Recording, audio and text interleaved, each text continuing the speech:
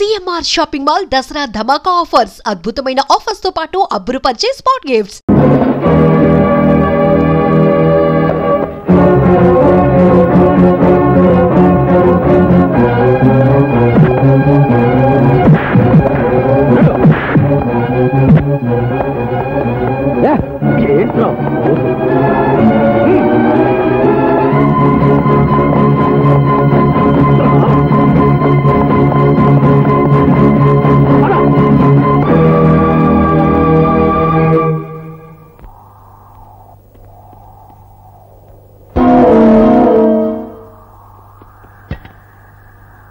రారా చంపుతా.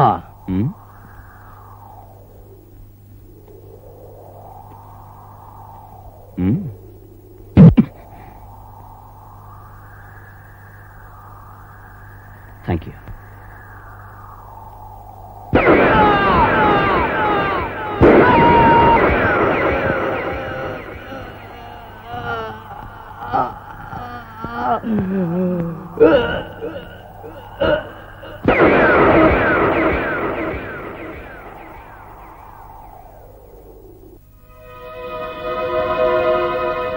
ఎన్నిసార్లు వార్నింగ్ ఇచ్చినా నీ దురుస్తనం పోవడం లేదు.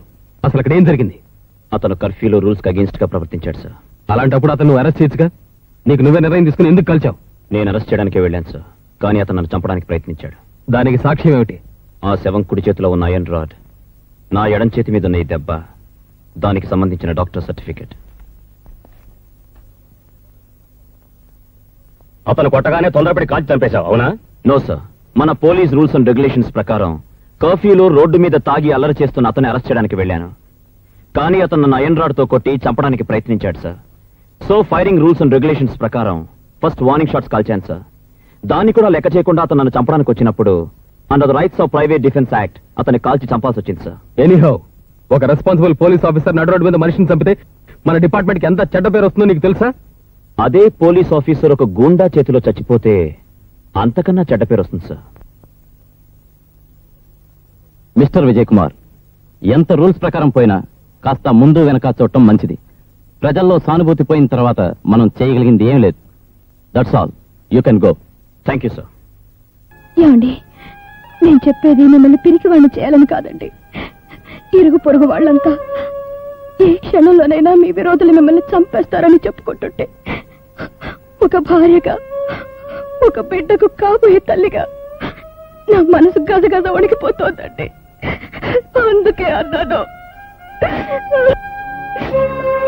నాతో బ్రతికే వాళ్ళకెవరికైనా కావాల్సిందే కేవలం నా మీద అభిమానం మాత్రమే కాదు, నా లక్ష్యంలో నాకేం జరిగినా తట్టుకునే గుండె ధైర్యం. గుండె ధైర్యం అంటే గుండెగా మారమనా? మనిషి రక్తం తాగే పులిని జీవహింస పేరుతో వదిలేస్తే అది ఊరినే శ్మశానంగా మారుస్తుంది. దాన్ని వేటాడి చంపడం గుండాతనం కాదు.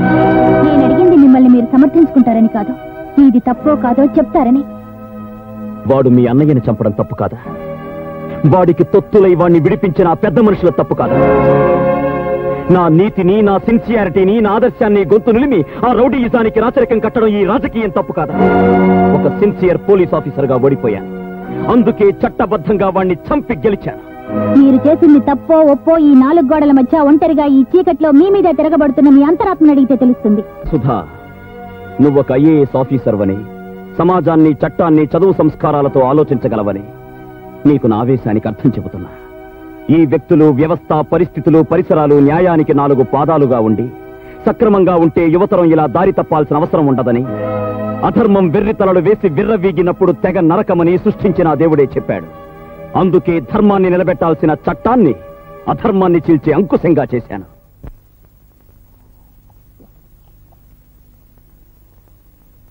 అన్నా, చిన్నన్నను చంపిన ఎస్ఐ గాన్ని అన్న పెద్ద కర్మ అవ్వకుండానే ఏసెయ్యాలా? స్పాట్ ఎప్పుడో చెప్పన్నా. వాణ్ణి ఒక్క ఏటితో నరికితే చాలదురా. ఎవరిని తెగ నరికితే వాడు జీవితాంతం బాధపడతాడో అక్కడ స్పాట్ పెడతాను. నా తమ్ముని గురించి నేనెంత విలవిలలాడిపోతున్నానో అంతకు 1000 రెట్లు వాడు నరకయాతన పడేటట్టు చేస్తాను. ఇప్పుడు నేను పెట్టే స్పాట్ వాడికి కాదు, వాడి సెంటిమెంట్ కి.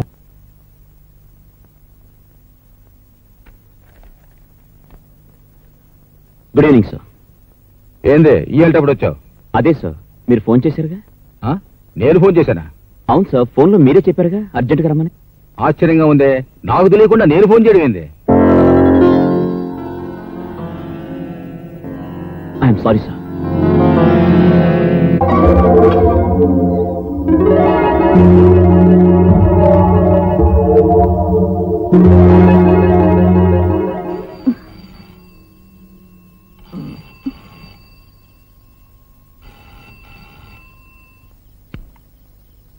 హలో పార్వతి, నేను విజయ్ని.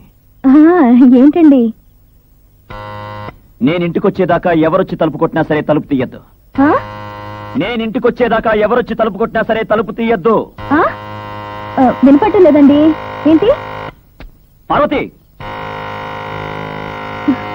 ఉండండి, ఇప్పుడే వస్తాను. హలో,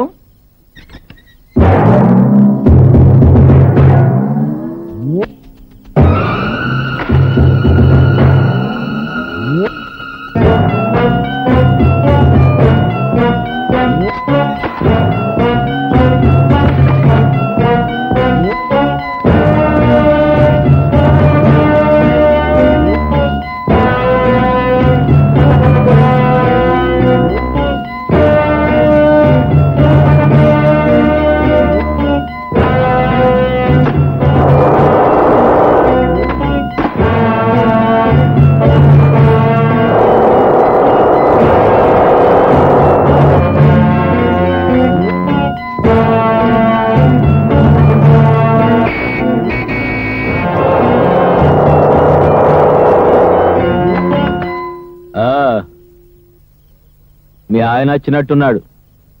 ఈరోజు తప్పించుకున్నావు, రేపు మళ్ళీ వస్తా. ఎట్టా తప్పించుకుంటావు చూస్తా.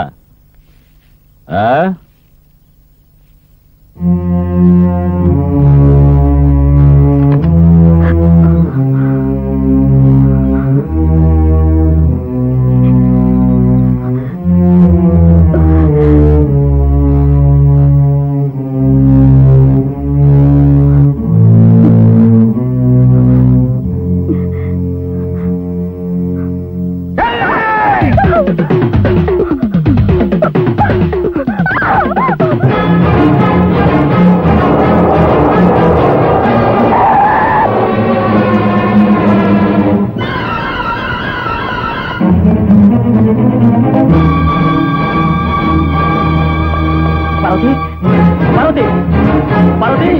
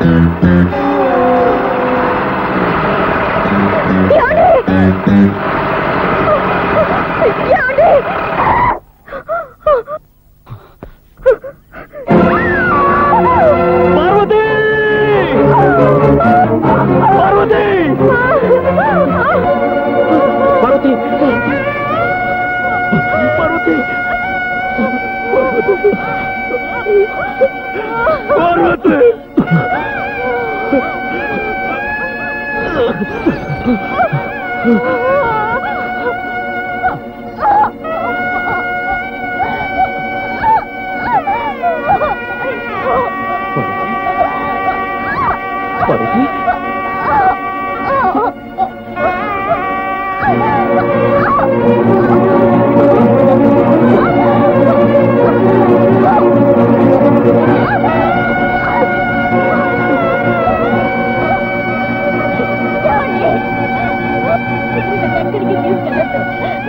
పక్కనే ఉండండి. మనకి మన బిడ్డ దక్కితే చాలు. బిడ్డకి తొలి పురుడు తల్లి పోయాలంటారు. మీలో నా తల్లిని చూసుకొనివ్వండి. ఆ పక్కనే ఉండండి. ఉంటారు కదా, చెప్పండి.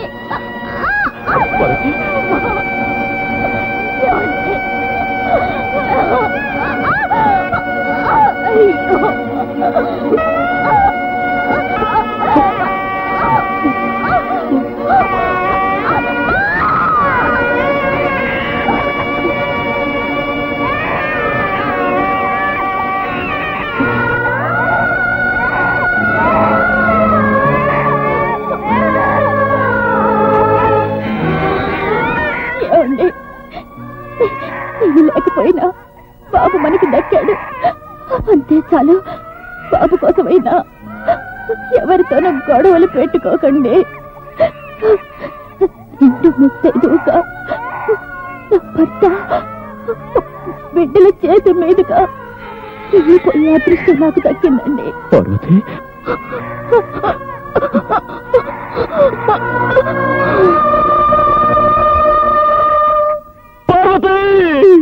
చిన్నారి కసిగందు కన్ను తెరిచింది, సింధూర తిలకము కన్ను మూసింది. ఆ తండ్రికి నాడు ఏమి మిగిలింది, అన్నె మెరుగని పాప ఏడ్పు మిగిలింది, ఏడ్పు మిగిలింది.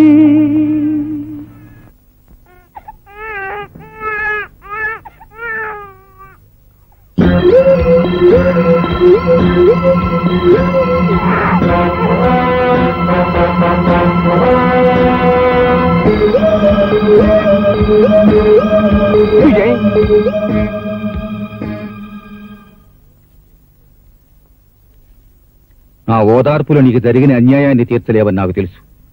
జరిగిందేదో జరిగిపోయింది. ఇంకా సంగతి వదిలేసి జరగాల్సింది ఆలోచించు. ఇప్పుడు ముఖ్యంగా నేను వచ్చింది నువ్వేదైనా తొందరపాటు నిర్ణయం తీసుకునే ముందు ఒక తల్లి లేని పసిబిడ్డకు నువ్వు తండ్రి ఉన్న సంగతి గుర్తు చేద్దామని. పోయిన వాళ్ళని తిరిగి తెచ్చుకోవడానికి మన దేవుళ్ళం కాదు, ఉన్నవాళ్ళనైనా దక్కించుకోవాల్సిన మనుషులం. లా అండ్ ఆర్డర్ గూండాయిజం చేతిలో నడుము విరిగి కూలిపోయింది సార్. వాళ్ళంతా తెలుస్తాను. విజయ్, అట్లాంటి ఆలోచనలే నీకు రాకూడదు. తొందరపట్టానికి ఇది సమయం కాదు. తప్పు చేసిన వాళ్ళు రుజువులతో సహా దొరకాలే గాని నేను ఊరుకుంటానా? ఆటొల్చేను. వాడి సంగతి నాకు వదిలిపెట్టి నువ్వు పిల్లోని జాగ్రత్తగా చూసుకో. అనాథగా కన్నవాళ్ల ప్రేమకు దూరమైన నువ్వు నీ బిడ్డను మరో అనాథన చేయబాక. నీ మాస్టర్గా చెప్తున్నా, ఉద్రేకాన్ని మరిచిపో. చాలే ఊరుకోవయ్యా. విజయవారి హత్య కేసు ఏమైందయ్యా?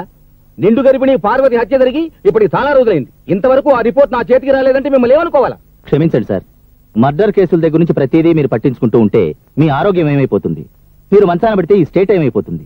అన్ని విషయాలు చూడడానికి నేను ఉన్నాను కదా, మీరు ప్రశాంతంగా ఉండండి. ప్రశాంతంగా కాళ్ళు దాచుకుని పడుకోవడానికా ప్రజలు మనల్ని ఎన్నుకుందే? సారా నిషేధం పైన డీటెయిల్ రిపోర్ట్ తీసుకున్నామని ఎన్నాళ్ళైంది? ఆ బాధ్యత నీకు అప్పగించి ఎన్నాళ్ళైంది? ఆ సంగతి ఏమైందో చెప్పకుండా నా గురించి తెగ బాధపడిపోతావేంది? సార్, ఆ విషయం చెప్పడానికే వచ్చాను సార్. మనం సారామకం ఎత్తేస్తున్నాం తెలిస్తే ప్రజల్లో అసంతృప్తి బయలుదేరుతుంది. వచ్చే ఎలక్షన్స్ లో ఖచ్చితంగా మన పార్టీ దెబ్బతినే ప్రమాదం ఉందండి. అందరికీ నచ్చేలా నడుచుకుంటే పోలా? నాకు తెలిసిన పెద్ద సారా కాంట్రాక్టర్ ఉన్నాడు. అతను మనకు అండగా ఉంటాడు. మన పార్టీకి ప్రజల్లో ఉన్న పలుకుబడికి తిరుగులేదు. రాష్ట్రానికి సంబంధించిన అన్ని విషయాలు తెలిసిన ఆథరైజ్డ్ పర్సన్ గా చెప్తున్నానండి. అట్నా? అన్ని విషయాలు తెలుసా? ఏది ఇప్పుడు మన రాష్ట్ర జనాభా ఎంతో చెప్పు చూద్దాం. నన్ను అడిగితే నేనేం చెప్తానండి? సెక్రటరీని అడిగి చెప్తానండి. అంతేగాని మనకు తెలియదు. మనకి సెక్రటరీయే కదండి మన కాళ్ళు చేతులు కళ్ళు. అయినా ఈ జనాభా లెక్కలన్నీ గుర్తుపెట్టుకోవడం ఎవరికి సాధ్యం? ఎందుకు కాదు. ఇప్పుడు మన రాష్ట్ర జనాభా 6,74,00,000. అందులో పట్టణంలో నివసించే వాళ్ళు 1,25,00,000, పల్లెటూరులో నివసించే వాళ్ళు 5,13,00,000. చదువుకున్న వాళ్ళు 2,05,00,000, కర్షకులు 1,10,00,000, కార్మికులు 2,20,00,000. పక్కా ఇళ్లు 1,50,000, ఆసుపత్రులు 1,900, యావరేజ్న ఆసుపత్రికి 12 బెడ్లు, 1,00,000 మంది జనాభాకు ఒక డాక్టర్. జైలు నుంచి బయటకు వచ్చిన ప్రతి 10 మందికి 7 మళ్లీ నేరం చేసి తిరిగి లోపలికి వెళ్తున్నారు.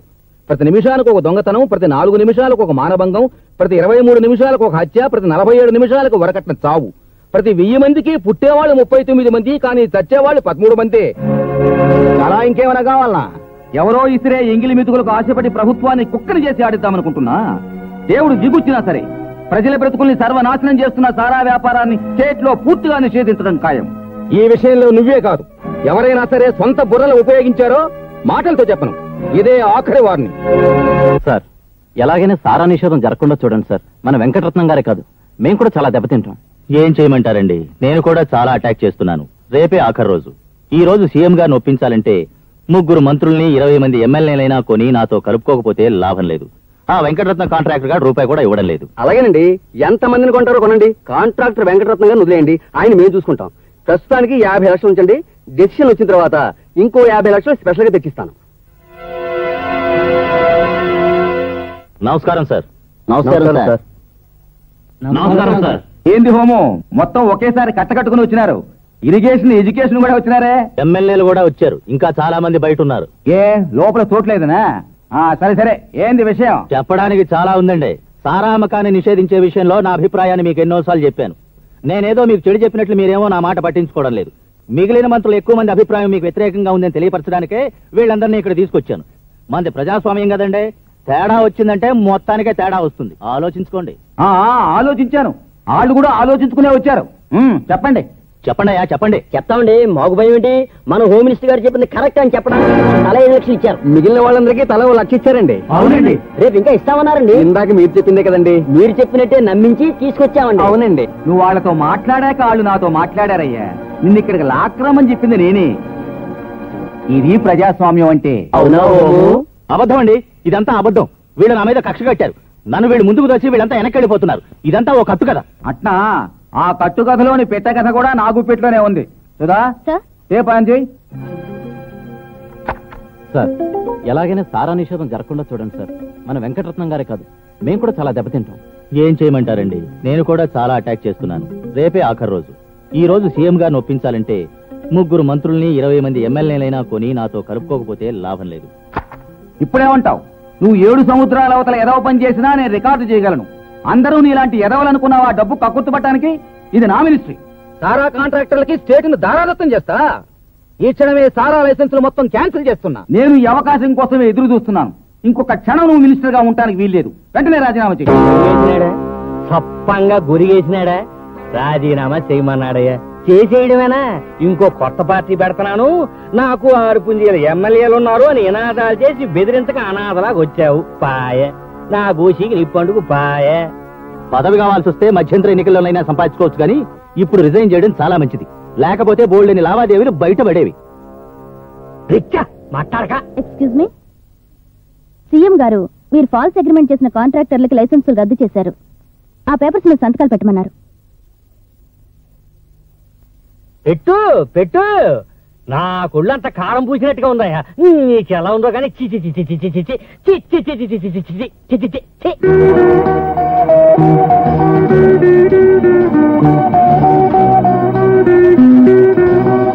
ఎందుకు అట్లా కూర్చున్నావు? వచ్చేసావా? ఇదిగో ఇంకూరుకోవడానికి వీలేదు. ఆ పెద్ద ఆయన లేపేయాల్సిందే, లేపేయాల్సింది అంతే. ఏమిటండి గొడవ? లోపలికి వెళ్ళి మాట్లాడుతున్నారండి. రండి. ఏంటి?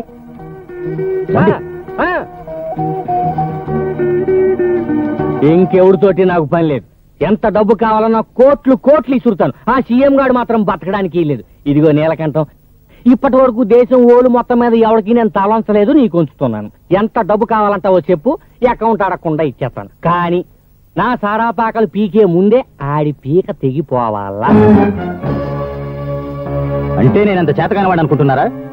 నేను ఆ ప్రయత్నంలోనే ఉన్నాను. ఎంతైనా నేను పబ్లిక్ మనిషిని కదా, మీ అంత తొందరపడకూడదు. ఆయనకి ఏమైనా జరిగిందంటే అంతా నన్నే అంటారు, అది ఆలోచిస్తున్నాను. ఏంది వయ్యా ఇంకా ఆలోచించేది? అంతా నేను చూసుకుంటా. November 14 spot. బ్యాక్గ్రౌండ్ ఫైనాన్స్ మీరు చూసుకోండి, సీఎం సంగతి నేను చూసుకుంటా.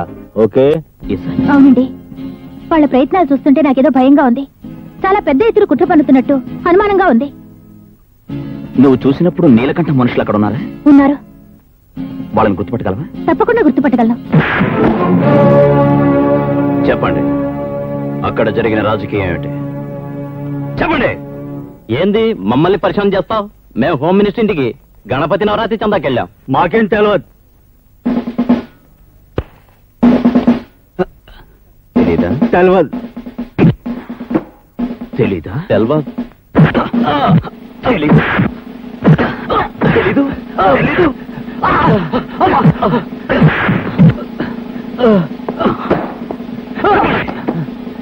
మాకు తెలిసినా మేము చెప్పం. ఏం చేసుకుంటా చేసుకోపో. వాళ్ళు ఏమాత్రం నోరు మెదిపినా ప్లాన్ మొత్తం తారుమారవుద్ది. ఏం చేసిన వాళ్ళని జైలు నుంచి తప్పించుండి. స్పాట్ ఎంత ట్రబుల్ అయినా పర్వాలేదు. ఏ మూమెంట్ ని లెక్క చేయకండి. వెళ్ళండి.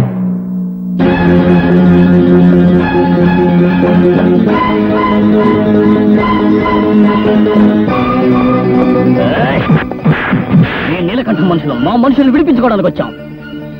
ఆ సంగతి మీకు బాగా తెలుసుగా. ఎవరు కదిలినా సరే బూడిదైపోతారు. మీరు సెల్లోకి వెళ్ళి మా వాళ్ళని విడిచిపెట్టండి.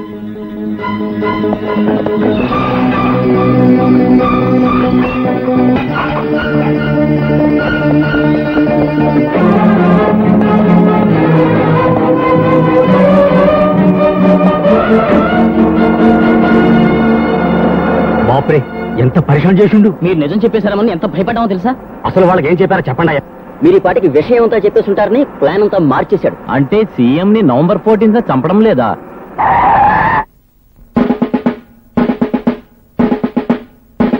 వాళ్ళు మీ మనుషులు కాదురా, నా మనుషులు.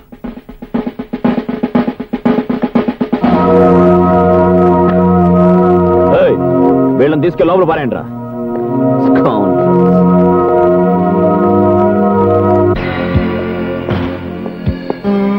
ఏం ఇన్స్పెక్టర్, రారా బీరేద్దాం. పదరా పోలీస్ స్టేషన్ కి. గాడి దాగితే బాగుండదు. రా కూర్చో. నీతో ఆడుకోవడానికి రాలేదురా రాస్కల్, అరెస్ట్ చేయడానికి వచ్చా. పిచ్చోడా, నువ్వు ఎన్నిసార్లు మా చేతులకి ఓడిపోలేదు. ఇంకా బుద్ధి రాలే. మేం పెట్టింది తిని మా కాళ్ళ దగ్గర పడుండు. ప్రాణాలతోనైనా బతుకుతావు, లేదా పాటెట్టేస్తాం. వారెంట్ ఉన్నది. వారెంట్లు గీరెంట్లు ఏమీ లేవు. It's my own decision. ఎవరు అడ్డం వచ్చినా వదల్లా.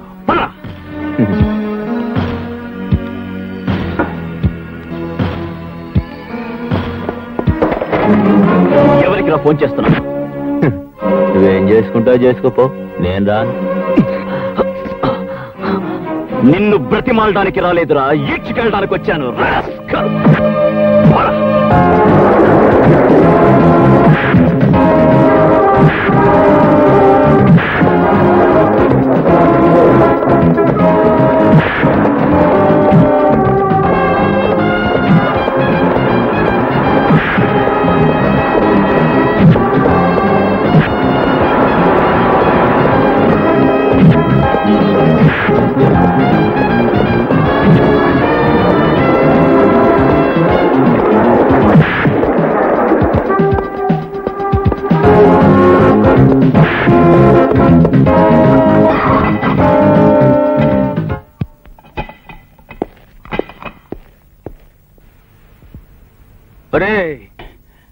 అన్నా, మనం గీడ నుంచి తప్పించుకోవాలంటే ఒకటే మూమెంట్. ఏంది? నువ్వు నా ముఖం బాగలేటట్టు కొట్టు. నేనన్నా? కొట్టరా, కొట్టు.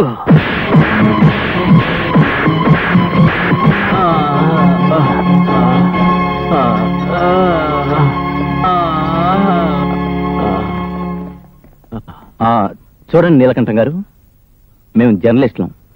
మీ నుండి మాకు కొన్ని సమాధానాలు కావాలి.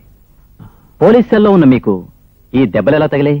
కంచె చెన్ని మేస్తే ఏం చెప్పాలా? నన్ను ఎందుకు అరెస్ట్ చేశారని కారణం చెప్పమని అడిగాను. ఆ ఇన్స్పెక్టర్ విజయ్ నన్ను జైల్లో కుళ్ళబొడిచాడు. నన్ను కొట్టండి, చంపండి, కానీ నేను చేసిన నేరం ఏమిటని మళ్ళీ అడిగాను. అంతే, నన్ను కింద పడేసి బూట్కలతో తన్ని మరీ కొట్టాడు.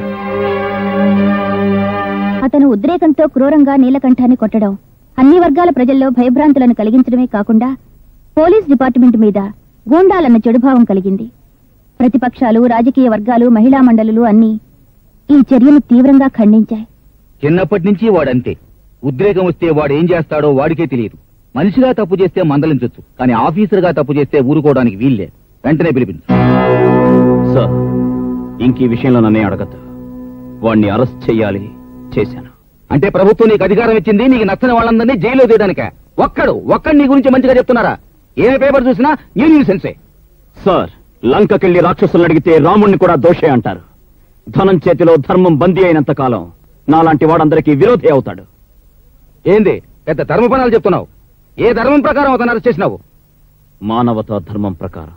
ఇంతకీ అతను ఏం నేరం చేశాడో చెప్పు. నేరం చేస్తాడని. నేను చాలా సీరియస్ గా అడుగుతున్నాను, చెప్పు. ఏంది అతను చేసిన నేరం? అది మీకు చెప్పకూడదనుకున్నాను సార్, కానీ ఇప్పుడు తప్పడం లేదు. ఆ నీలకంఠం మాజీ హోమ్ మినిస్టర్ కలిసి మిమ్మల్ని హత్య చేయడానికి కుట్ర పన్నారు. అని కలగన్నావా, నువ్వు ఊహించుకుంటున్నావా? ఇది ఊహ కాదు, కళ కాదు, నిజం సార్. మిమ్మల్ని దక్కించుకోవడం నా బాధ్యత. నన్ను దక్కించుకోవడానికి నువ్వెవరు? నేను వాడి చేతిలోనే చావాలన్న నుదుట రాసుంటే ఆ దేవుడు కూడా నన్ను కాపాడలేడు. నా సంగతి నువ్వు పట్టించుకోబాక. సెక్రటరీ, ఆ నీలకంఠాన్ని తక్షణమే రిలీజ్ చేయమని డీజీ ఫోన్ చేయి. సార్, తొందరపడవని రిలీజ్ చేయకండి సార్. జై, నువ్వు ఇంకొక మాట కూడా మాట్లాడటానికి వీలేదు. బాధ్యత మర్చిపోయి ఒక రౌడీలా ప్రవర్తించినందుకు నిన్ను సస్పెండ్ చేస్తున్నాను.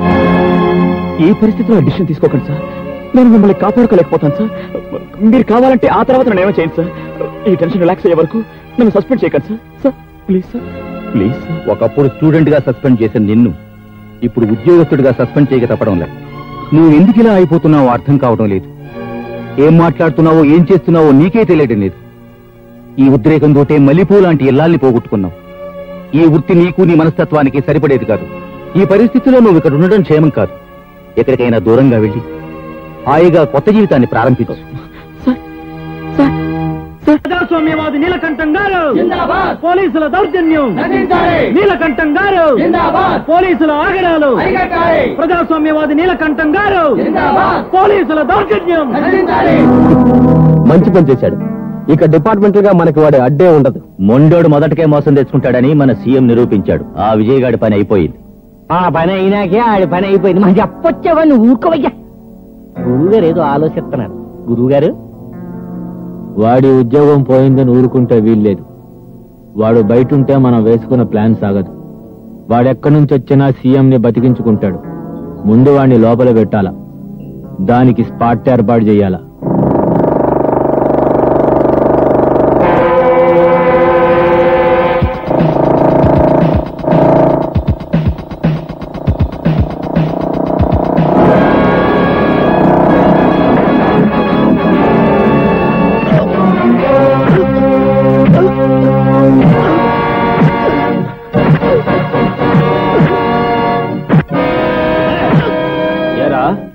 మమ్మల్ని ఏరి పారేస్తావు. అందుకేరా నీ నరాల్లో ఉన్న పొగరు దించి పారేయాలని ఇడిగా తీసుకొచ్చాం.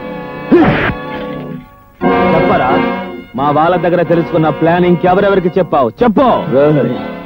ఎవరితోనూ చెప్పక్కర్లేదురా. మీ అందరి పతనం నా ఒక్కడి చేతుల మీదగానే జరగాలి, జరిగి తీరుతుంది. ఏందిరా నువ్వు మమ్మల్ని పతనం చేసేది? గోవిందు,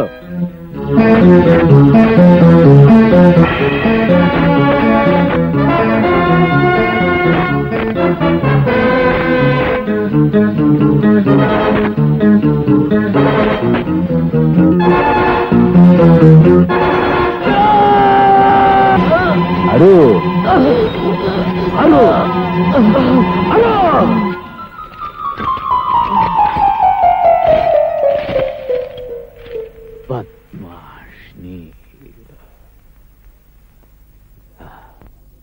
ఇక వీడి గొడవ మనకుండదు. రేపు ఉదయం ఆ సీఎం సావడం ఖాయం.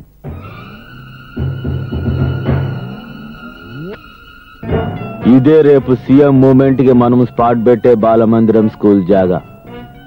రేపు ఉదయం ఈ జాగా మొత్తం నా కబ్జాలో ఉండేట్టు ఏర్పాటు చేశాను. సెక్యూరిటీ అరేంజ్మెంట్ ప్రకారం సీఎం ఈ దక్షిణ గేటు ద్వారా గవర్నర్ తో పాటు ఈ దారిన వస్తాడు.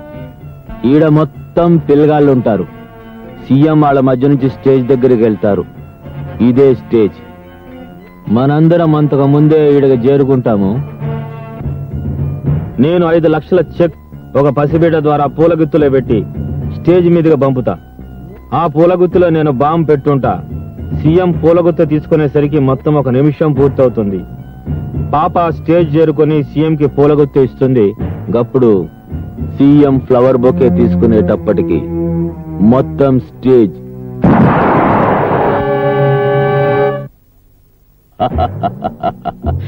కాలి బూడిదైపోతుంది. ఇదిగో డిఐజీ గారు, రేపు సెక్యూరిటీ పోలీస్ గా మన మనుషుల్ని వేసే బాధ్యత మీది. ఇదిగో కృష్ణారావు గారు, సీఎం కి మంచిగా మాటలు చెప్పి అనుమానం రాకుండా కారులో ఫాలో అయ్యే వంతు నీది. దీనికి ఎన్ని పైసలు ఖర్చైనా ఏ క్షణాన్నైనా ఇసరడానికి నువ్వు సిద్ధంగా ఉండాలి. ఉండాలి. రేపు 5:45 సీఎం పోతాడు. 6 గంటలకు కృష్ణారావు సీఎం గా ప్రమాణ స్వీకారం చేస్తాడు. ఇదంతా పిచ్చివాడిగా మారి విజయ్ చేశాడని అందరి చేత నమ్మిస్తాను. ఆ తరువాత పోలీస్ ఎన్కౌంటర్ లో ఈ విజయ్ ని పిచ్చి కుక్కను కాల్చినట్టు కాల్చి చంపిస్తాను.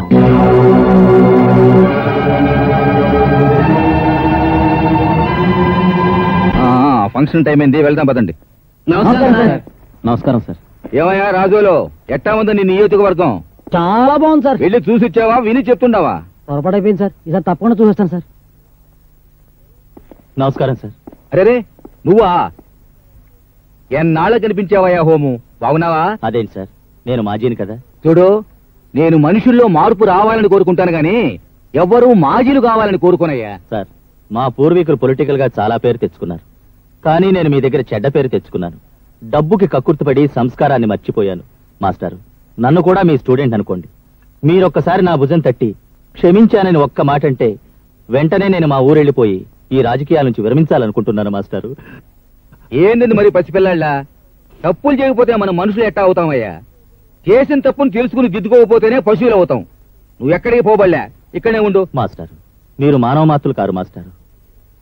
మీరు మరోలా అనుకోకపోతే ఓ చిన్న రిక్వెస్ట్. కారులో మీ పక్కన కూర్చొని చాలా రోజులైంది.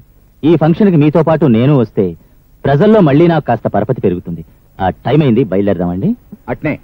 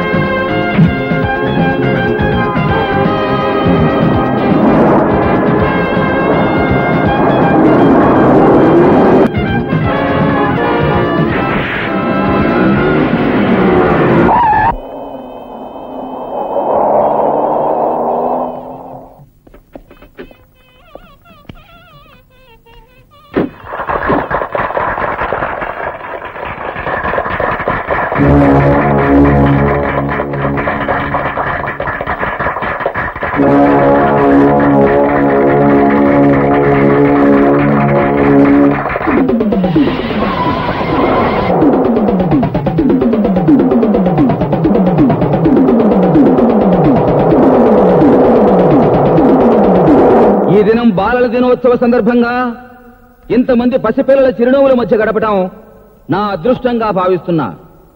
పిల్లలు, మీరందరూ బుద్ధిగా చదువుకొని చాలా చాలా గొప్పవాళ్ళు కావాలని ఈ శుభ సందర్భంలో మిమ్మల్ని అందరినీ ఆశీర్వదిస్తున్నాను.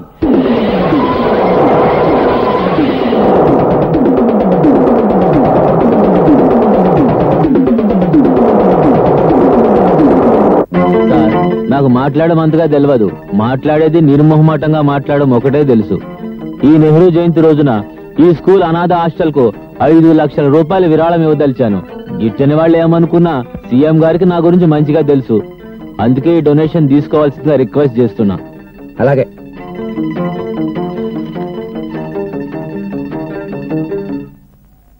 ఇది జర సీఎం గారికి ఇస్తావు.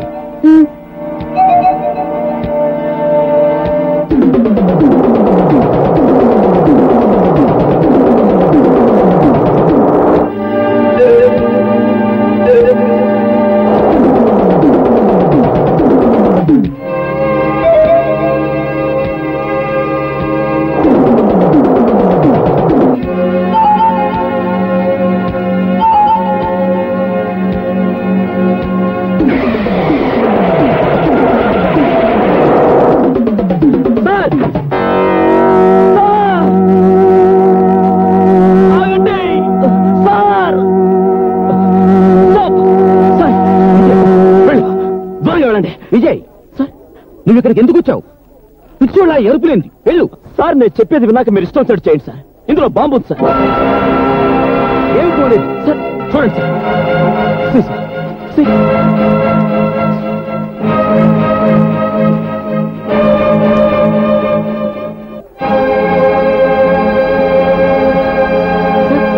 ఇక్కడ బాంబు పెట్టారు సార్. సార్ మీరు వెళ్ళండి సార్, నేను చూసుకుంటాను సార్. విజయ్ సార్ ఇప్పటికి చాలా సార్లు నీ మాట విన్నాను.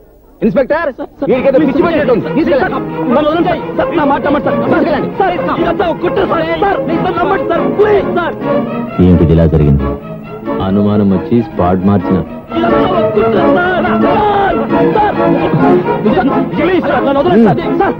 సీఎం గారిని ఫాలో కండి. వీడి సంగతి నేను చూస్తాను.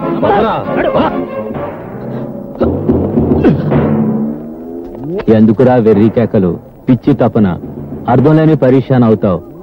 నువ్వేమీ చేయలేవు. జనం నిన్ను పిచ్చోడు అనుకుంటున్నారా? మేమింకొద్ది క్షణాల్లో ఇక్కడే ఈ చోటే ఖచ్చితంగా చంపుతున్నాం. ఇది నిజంరా.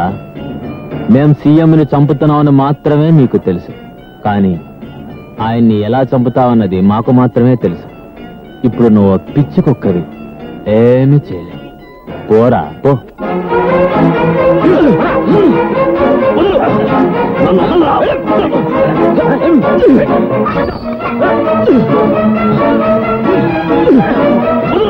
ఇప్పుడు మన ముఖ్యమంత్రి గారు పిల్లల ఆటల పోటీల ప్రారంభ సూచకంగా జ్యోతిని వెలిగిస్తారు. అది వెలిగించిన వెంటనే పేల్ చేస్తాడు. అక్కడికి మార్చిన స్పాట్. తన చితిని తానే వెలిగించుకోబోతున్నాడన్నమాట. సీఎం సోన్ అలాంటి సిన్సియర్ ఆఫీసర్ చూడకపోతే ఎలా? తీసుకెళ్ళండి.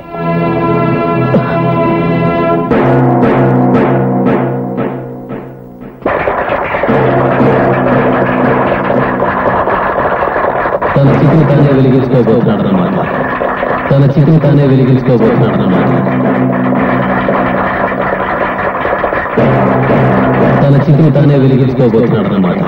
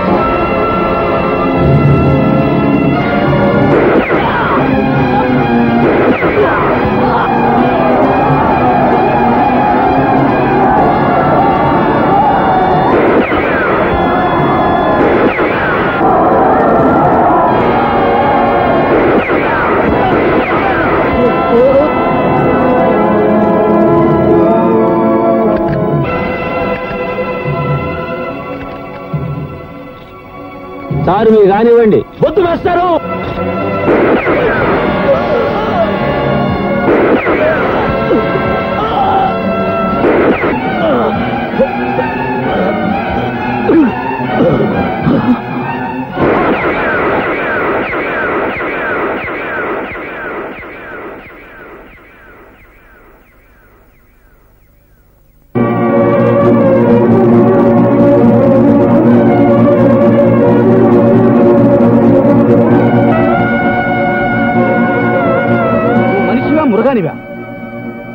అర్థం లేని ఆవేశంతో నువ్వు చచ్చి ఇంతమందిని దారుణంగా చంపి ఈ శ్మశానంలో నుంచి నువ్వు సాధించింది ఏందిరా?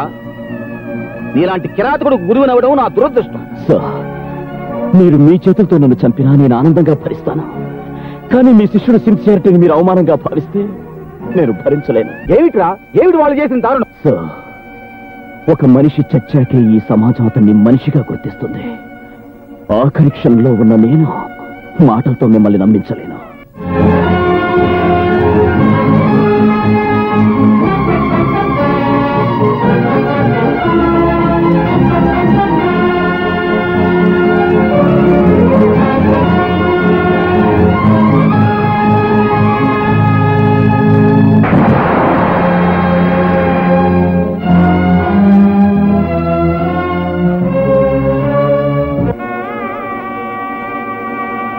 విజయ్, ఏమిట్రా ఈ పిచ్చి ఉద్రేకం? మాస్టర్, మీ శిష్యుడు ఏ తప్పు చేయలేదని మనస్ఫూర్తిగా నమ్ముతున్నాననే ఒక్క మాట అంటే చాలు.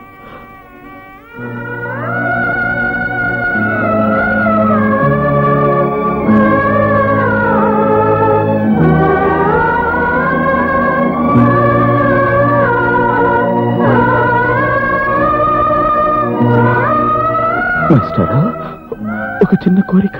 చెప్పు విజయ్. ఒకరోజు నేను అనాథగా మీ దగ్గరకు వచ్చాను. ఈరోజు మళ్ళీ నా బిడ్డను అనాథగా మీకు అప్పగించిపోతున్నాను. వాడి బాధ్యత మీదే సార్. Please master. కానివ్వను. నేను బ్రతుకుండగా నీ బిడ్డను అనాథను కానివ్వనరా. కానివ్వను.